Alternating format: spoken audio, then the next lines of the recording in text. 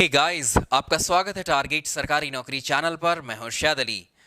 भारत का संविधान यानी कॉन्स्टिट्यूशन ऑफ इंडिया की ये हमारी दूसरी क्लास है, जिसमें आज हम भारत के संविधान का भाग 1, जिसे हम जानते हैं यूनियन एंड इट्स टेरिटरीज के नाम से, और भाग 2, जिसे हम जानते हैं सिटीजनशिप यानी नागरिकता के नाम से, इन दोनों भाग को हम इस वीडियो में कंप्लीट करेंगे। जो प्रश्न पूछे हुए हैं वो इसी वीडियो में हम कवर कर लेंगे। इसके अलावा जो हमने संविधान के प्रैक्टिस सेट्स आपको करवाए हैं, चैनल पर प्लेलिस्ट उनकी बनी है। पूरे संविधान को हम क्वेश्चंस की फॉर्म में आपको कंप्लीट करवा चुके हैं। ये हमारे थ्योरी सेशन है, इसमें अब हम थ्योरी के माध्यम से आपको रिविजन करा रहे हैं। चलिए शुरुआत करते हैं। वीडियो को आपसे रिक्वेस्ट है लाइक कर दीजिएगा। जो लोग इस चैनल पर नए हैं सब्सक्राइब करके बेल आइकन ज़रूर प्रेस कर लीजिएगा, ताकि हमारे वीडियोस की नोटिफिकेशंस आपको समय से मिल सकें। संविधान यानी कॉन्स्टिट्यूशन की ये हमारी सेकंड क्लास है, जिसमें हम भारत के संविधान का पहला ही भाग डिस्कस करेंगे, जिसे हम जानते हैं संघ और उसके अधीन राज्य, यूनियन एंड इट्स स्टेट, जिसमें अनुच्छेद 1 से 4 तक प्रावधान किए गए हैं। बेहद इंपॉर्टेंट है। पहला ही आर्टिकल हमें इसी भाग से मिलेगा, यानी शुरुआत इसी भाग से होती है संविधान की। और यहाँ से 4 से 5 तरह के प्रश्न पूछे हुए हैं आपकी परीक्षाओं में। चलिए डिस्कस करते हैं इसको, समझेंगे पहले ही आर्टिकल को, यानी अनुच्छेद 1 को। अनुच्छेद 1 कहता है इंडिया अर्थात भारत राज्यों का संघ होगा। आर्टिकल 1 क्या कहता है? India that is Bharat is union of state. Directly आपसे परीक्षाओं में ऐसे पूछा जाता है कि अनुच्छेद 1 में वर्णित है इंडिया अर्थात भारत राज्यों का संघ होगा। बिल्कुल डायरेक्टली यही स्टेटमेंट पूरा दिया जाता है।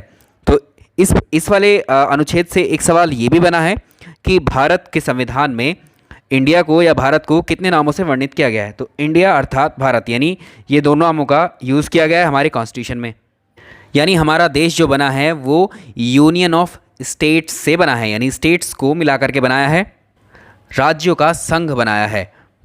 मतलब यहाँ पर एक सबसे ऊपर एक पावर होनी चाहिए, जिसे हम केंद्र सरकार या संघ सरकार बोल सकते हैं, जिसमें संघ को ज़्यादा मजबूत बनाया गया है इन कंपैरिजन राज्यों के।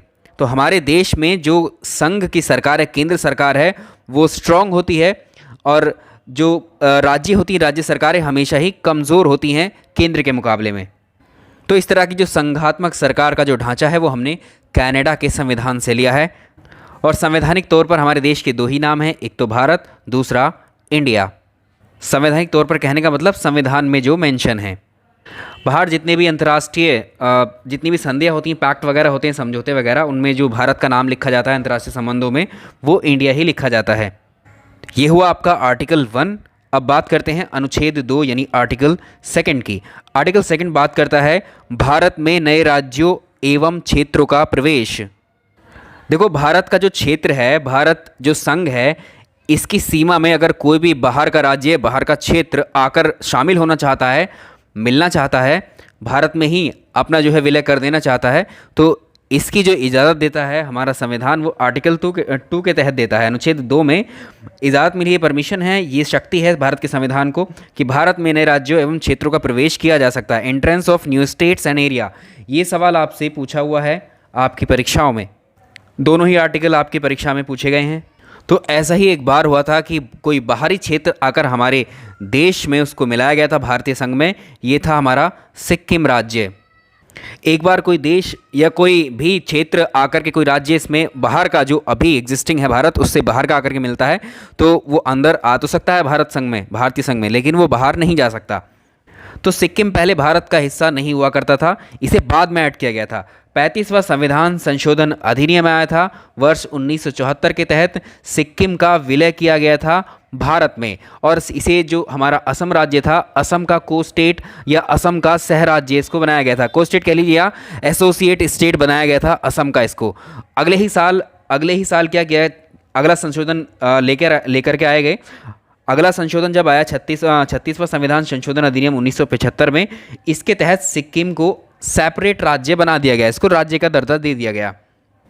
तो सिक्किम जो बना भारत का, वो 22वां राज्य बना। ये सवाल कई बार पूछा हुआ, सिक्किम भारत का कौन सा राज्य बना, किस संविधान संशोधन के तहत बना। देखो, संविधान संशोधन के तहत राज्य का दर्जा जो मिला 22वें राज्य के रूप में, वो 36वां संविधान संशोधन अधिनियम था।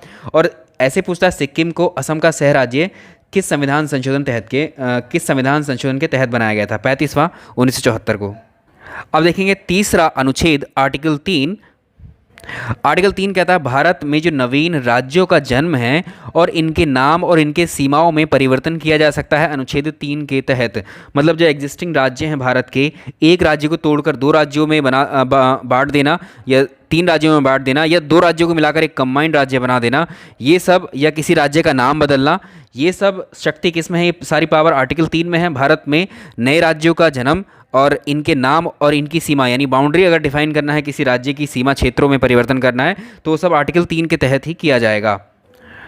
तो हम याद रखेंगे, अगर किसी राज्य के नाम में, सीमाओं में उसकी परिवर्तन किए जाते हैं तो अनुच्छेद 3 के तहत ही किए जाते हैं। 1956 में क्या किया गया था? जब राज्यों का गठन हुआ था, उस समय हमारे देश में 14 राज्य हुआ करते थे और 6 यूनियन टेरिटरीज यानी केंद्र शासित प्रदेश हुआ करते थे।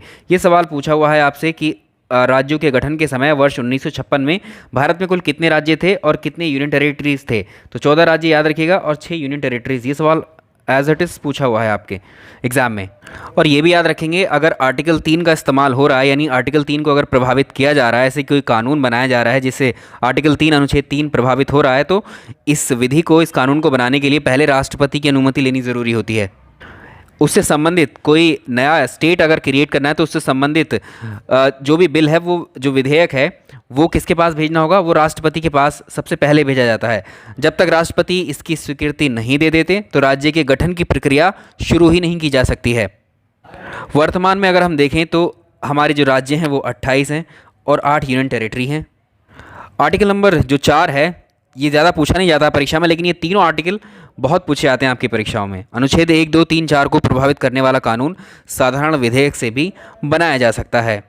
इसका कहने का मतलब है, जैसे जम्मू कश्मीर राज्य का जो दर्जा था, पहले राज्य था जम्मू कश्मीर, अब 2 यूनियन टेरिटरीज में उसको तोड़ दिया गया, बदल दिया गया, तो इसके लिए संविधान में हमें संशोधन करने की ज़रूरत नहीं पड़ी, नहीं किया गया संशोधन। इसके लिए एक साधारण बिल से ही, एक साधारण विधेयक पास करके ही या पेश करके ही, जिसे हमने जम्मू कश्मीर पुनर्गठन बिल 2019 कहा, इसी से हमारा काम हो गया। ठीक है, तो इस आर्टिकल 4 का मतलब यही है, यानी एक साधारण प्रक्रिया से इसको किया जा सकता है।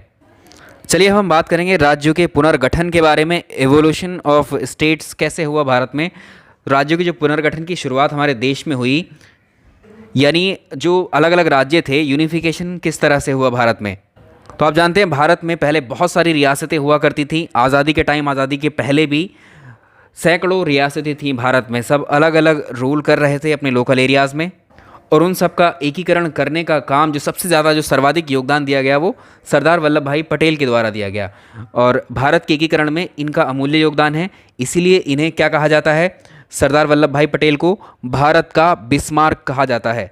भारत का बिस्मार्क किसको कहा जाता है? ये प्रश्न पूछा हुआ है आपसे। सरदार वल्लभ भाई पटेल को कहा जाता है। और सरदार वल्लभ भाई पटेल का जन्म हुआ था 31 अक्टूबर को। इसी दिन को हम राष्ट्रीय एकता दिवस या नेशनल यूनिटी डे के रूप में भी मनाते हैं।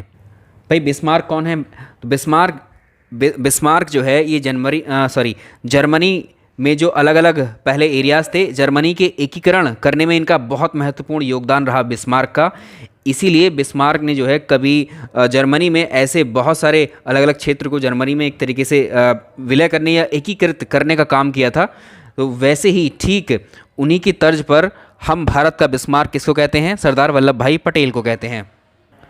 तो जिस समय हमारा देश आज़ाद हुआ था 1947 में, और इस समय भारत जो है 2 स्वतंत्र अलग अलग राज्यों में बटा, एक तरीके से हम कह सकते हैं इंडिया और पाकिस्तान में।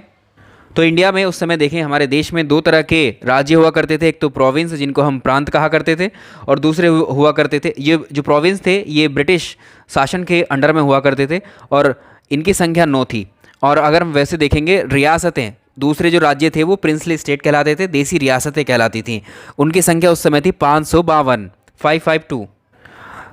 तो ब्रिटिश प्रांत थे और देसी रियासतें थीं। और जैसे ही देश आज़ाद हुआ तो इन जो रियासतें थीं, इनको जो है भारत में शामिल होने के लिए अप्रोच किया गया।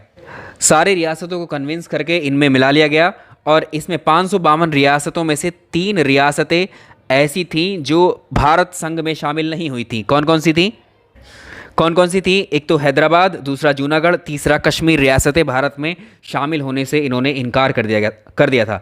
बाद में हैदराबाद रियासत को आर्मी पावर का इस्तेमाल करके, सैन्य कार्रवाई करके इसे भारतीय संघ में मिला लिया गया। जूनागढ़ में जनमत संग्रह कराया गया, वहीं के लोगों से पूछा गया, तो यहाँ पर जो है फिर इसका भी लोगों का जब जनमत संग्रह आया तो इसको भारत में विलय कर लिया गया जूनागढ़ को। तीसरी रियासत थी कश्मीर।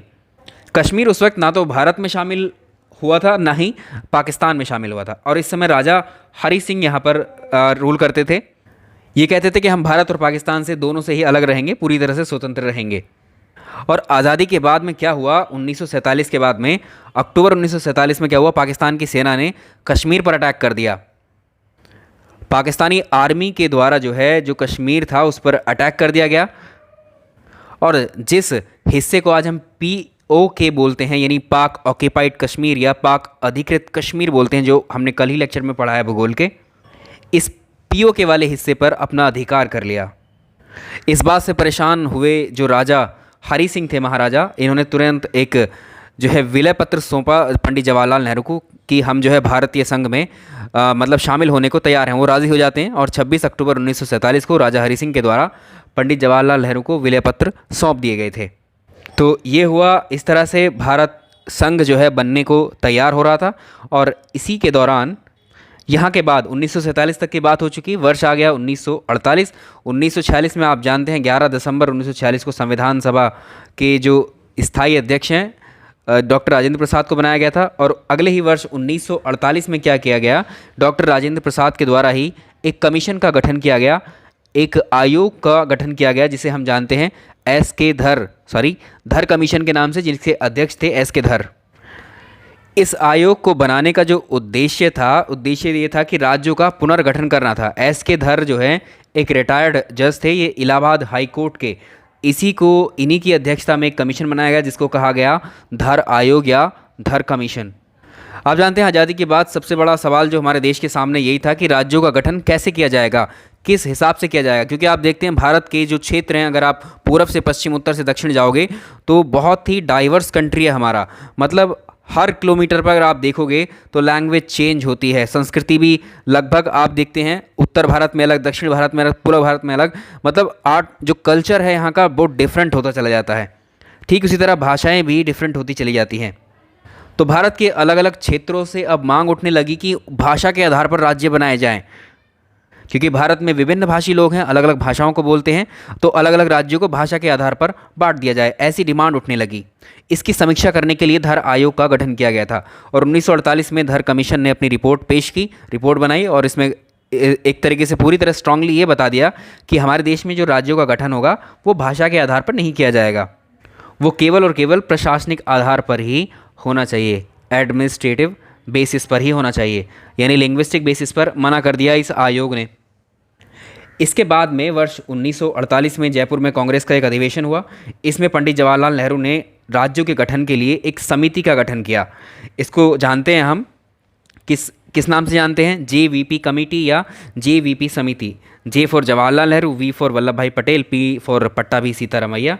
इस कमेटी का गठन किया गया और 1949 में इस कमेटी ने भी अपनी रिपोर्ट सौंपी और उसमें भी यही बात की कि राष्ट्र की एकता और सुरक्षा जो है केवल और केवल, या आप कह सकते हैं कि जो राज्यों का गठन करने का आधार है वो भाषा नहीं होना चाहिए, क्योंकि इससे राष्ट्र की एकता, अखंडता, सुरक्षा को थोड़ी सी एक तरीके से कमज़ोर हो सकती है। तो इसलिए फिर से यहाँ रिकमेंड किया गया दोबारा कि राज्यों का गठन जो है प्रशासनिक आधार पर ही होना चाहिए। मतलब उसमें भी नेशनल यूनिटी, हमारी राष्ट्र की एकता ज़रूरी है, सुरक्षा ज़रूरी है, आर्थिक विकास, समृद्धि, सारी चीज़ें फैक्टर्स इसमें शामिल किए गए। तो इसमें जो है जैसे इस कमेटी ने अपनी रिपोर्ट सौंपी तो इसके खिलाफ जो है दक्षिण भारत में विद्रोह होने शुरू हो गए। इस प्रोटेस्ट में एक व्यक्ति थे दक्षिण भारत में जिनका नाम था पोट्टी श्री रामल्लू भारत सरकार के खिलाफ उस वक्त आंदोलन शुरू किया था इन्होंने, और आंदोलन चल रहा था कि भाषा के आधार पर राज्यों का गठन करने की मांग बहुत तेज़ हो गई, लेकिन ये मांग स्वीकार नहीं की गई थी। तो पोट्टी श्री रामल्लू जो थे भारत सरकार के खिलाफ आमरण अनशन पर बैठ जाते हैं और 1952 में इनकी मृत्यु हो जाती है अनशन के दौरान ही। तो जब इनकी मृत्यु हो गई, मृत्यु के बाद दक्षिण भारत में हिंसा सी फैल गई, तो भारत सरकार को मजबूरन तेलुगु भाषा के आधार पर पहले राज्य का गठन करना पड़ा। यानी भाषा के आधार पर जो राज्य पहले जिसको गठन किया गया वो है आंध्र प्रदेश। ये सवाल आपकी परीक्षा में कई बार पूछा हुआ है। तो आंध्र प्रदेश के बनने की कहानी आपको समझ में आ गई। तो याद रखेंगे 1 अक्टूबर 1953 को आंध्र भाषा के आधार पर जो है 1 अक्टूबर 1953 को भाषा के आधार पर बनने वाला पहला राज्य आंध्र प्रदेश है। ठीक है, ये तेलुगु भाषा के आधार पर बनाया गया था। First linguistic state of India was Andhra. इसके बाद में दिसंबर 1953 में पंडित जवाहरलाल नेहरू के द्वारा एक आयोग का गठन किया गया। इस आयोग को हम जानते हैं 1953 में ही राज्य पुनर्गठन आयोग है ये, evolution of state commission, evolution of state commission यानी राज्य पुनर्गठन आयोग गठित किया गया वर्ष 1953 में और इसके अध्यक्ष बनाए गए फजल अली। इसी कमीशन को हम जानते हैं फजल अली आयोग, फजल अली आयोग या फजल अली कमीशन के नाम से ही प्रश्न पूछा हुआ है। फजल अली कमीशन को भी राज्यों के पुनर्गठन के लिए ही बनाया गया था। जो फजल अली हैं इनके साथ में जो 2 सदस्य और थे, हृदयनाथ कुंजरू और KM पानिक्कर जो थे, इस कमीशन के द्वारा जो है भाषा और संस्कृति और जो एकता के आधार पर राज्यों को बनाने की मांग को स्वीकार कर लिया गया। और इसी के बाद जुलाई 1956 आ जाता है जिसमें राज्य पुनर्गठन अधिनियम आ जाता है। ये आयोग बनाया है, इसने सिफारिश की, चीज़ों को देखा परखा और अपनी रिपोर्ट पेश करके अप्रूव कर दिया। अप्रूवल के बाद में राज्य पुनर्गठन अधिनियम यानी अब कानून आ गया। इस कानून के तहत जब ये कानून आया हमारे देश में 14 राज्य थे, 14 राज्य बनाए गए और 6 केंद्र शासित प्रदेश बनाए गए। ये प्रश्न पूछा हुआ है कि राज्य पुनर्गठन अधिनियम 1956 के तहत इवोल्यूशन ऑफ स्टेट एक्ट 1956 के तहत कितने राज्य थे भारत में? 14 राज्य थे। कितने यूनियन टेरिटरी थे? 6 यूनियन टेरिटरी थे। ठीक है, अभी वर्तमान में कितने हैं? अभी वर्तमान 2021 में कितने हैं? 28 राज्य हैं। यूटी कितने हैं? 8 यूटी हैं। ठीक है, ये है वर्तमान।